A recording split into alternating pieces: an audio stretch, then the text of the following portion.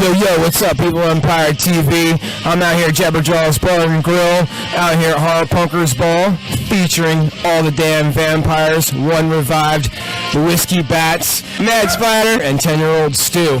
It's 5 questions alone. Let's check this shit out.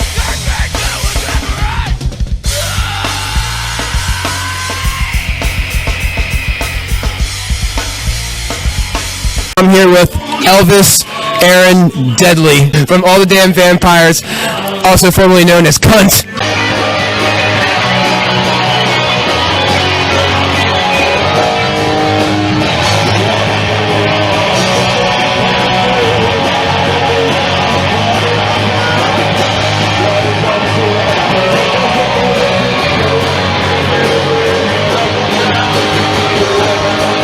I'm here with Brian Revived of All the Damn Vampires, the Whiskey Bats, and One Revived.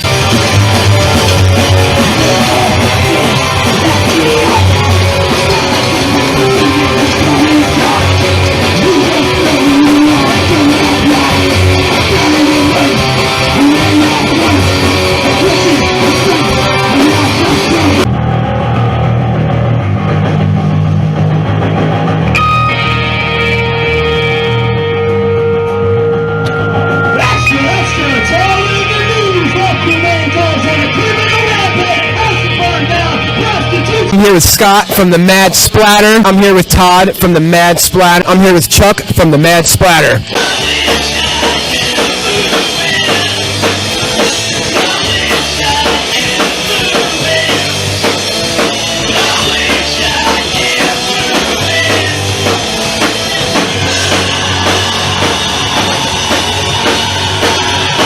What horror movie has the best nudity in it?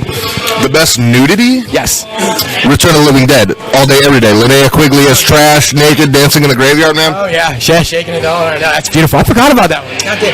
That's the best, man. And Linnea's still a babe, man. She's like 48? Still a Is that right? No shit. I gotta look that She's up there, man. She might even be older than that. Still a total babe. I wonder if she still gets naked. I mean, probably at home with her husband. I mean, for us. Not for me, unfortunately. Linnea, if you're watching, I'm available. I don't know that I can answer that question because I don't know. Okay.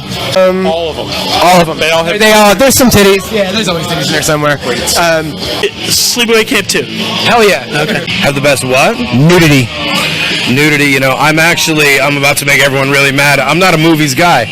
I've seen the basic horror flicks. I've seen like Friday the 13th. I've seen things like Halloween, but I'm not big into the obscure. Friday the 13th actually has a lot of nudity. Yeah, it does. It's a bush. It does. Anytime that there's titties in horror makes for a good movie. Well, it's a Canadian movie called Gutterballs. I don't know if you've ever seen it. I've heard that, but I have not seen it. Now I gotta watch it. You gotta watch it. It's pretty much just an hour and a half of just everybody's just naked. It's like a norm in the movie. Yeah. Okay. You're almost like desensitized after you watch it. Naked. So yeah. It's really like the underground. The director's like he got into some trouble, so you can't. He's gonna make like a sequel to it, I guess, but nah, he's like grinding money problems. Probably not worth the trouble. Yeah, I don't know. The movie is good. So For a person who may not be familiar with horror punk music, what bands would you recommend that person? I mean, is the Misfits too obvious? Yeah, maybe. I don't know. Maybe. I mean, we're probably all the bastard children of the Misfits in some way, right? Oh God, I'd have to go with Blitzkid. Definitely Blitzkid. Blitzkid was my. I'm not. Also, weird thing. I'm into punk music, not specifically. I'm into horror punk now because I play horror punk. Wasn't always that way. I've been listening to a lot of Blitzkid lately, like 5 Cent Freak Show. Elvis Says I'm Fired. It's all fun. That's not Elvis. That's Mars. Fired either way. Shit. Sorry. The Mad Splatter. Fuck yeah. Calabrese, Darrow Chemical Company. Let me think here. Oh, there's so many good ones, man. Nuke and the Living Dead, but they're not a band anymore. Now it's now Nuke has a new band. My buddy Emilio's band, Dark Ride, is really killer.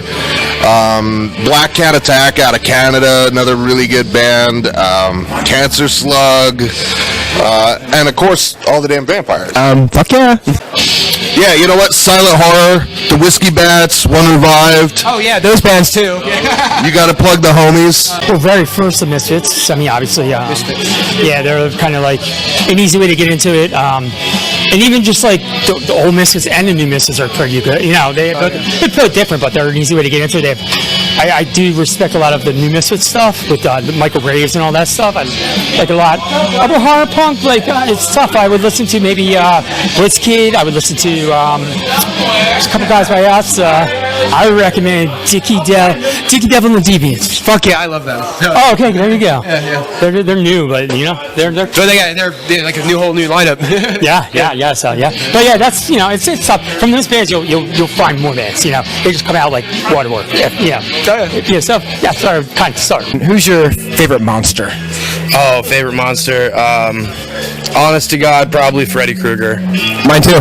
Yeah, it's because he's stylish and Fuck yeah. yeah, He's witty. yeah, absolutely. Cookie Monster. Nice. Okay, I wasn't expecting that one. That's a good one. My favorite monster? Oh, man. Caesar, the shuffling somnambulist from the cabinet of Dr. Caligari.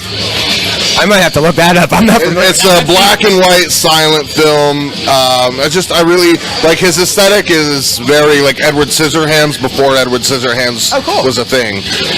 It's just a really killer flick. Oh shit. Okay. Yeah. He's not even really a monster. He's a brainwashed human. But also maybe Decker from Clive Barker's Nightbreed. Okay. Now I know that one. And Chatterer 1.0 from the first Hellraiser movie before they changed the makeup. Oh, monster. Is that like a monster? Or? Any kind of monster.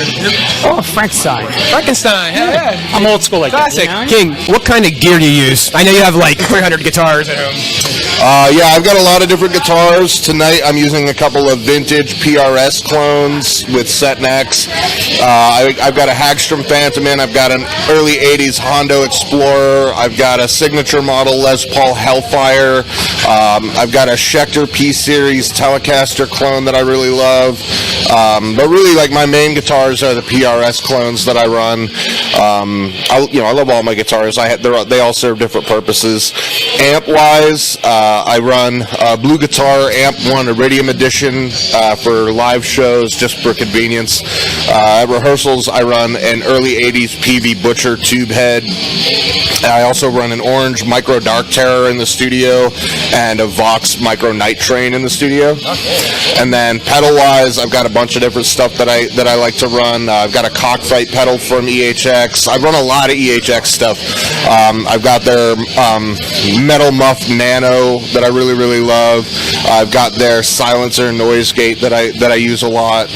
Let me think here. I've got a green, a Russian green muff.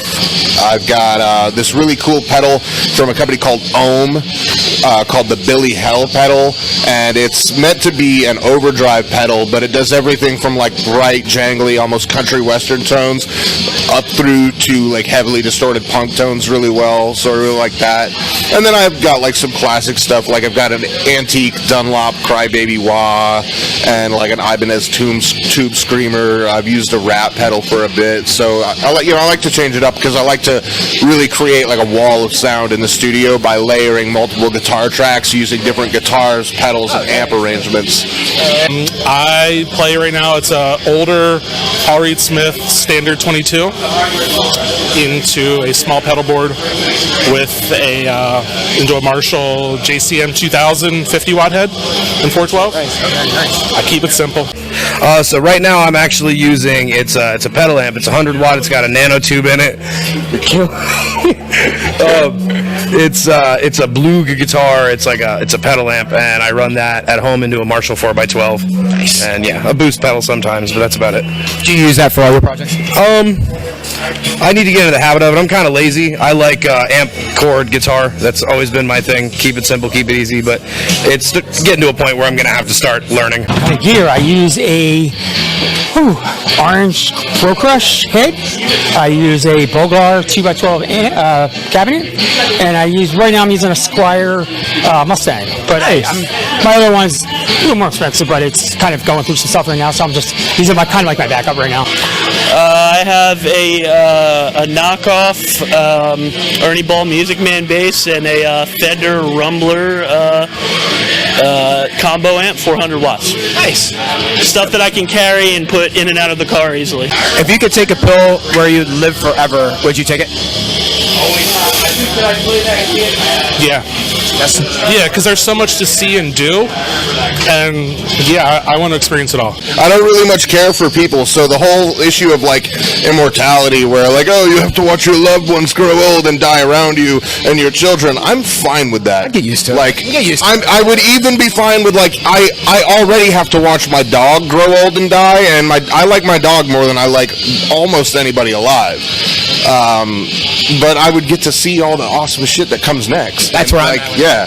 And you get to, and like speaking of family, like you watch your family members die, but you also get to see like the generations. Oh no, I want no part of that, man. Once the immediate family's dead, like that's it. I want no part of humanity. I just want to do my own fucking thing and be left alone. I Am Legend style. Right? Yeah, and I just want to like witness all the awesome shit that's gonna come, like music-wise, art-wise, film, technology, See where things go. video games, books.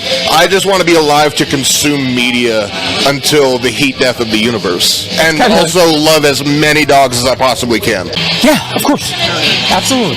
I have no fear. Just go for it. No problems with watching your loved ones pass away? No.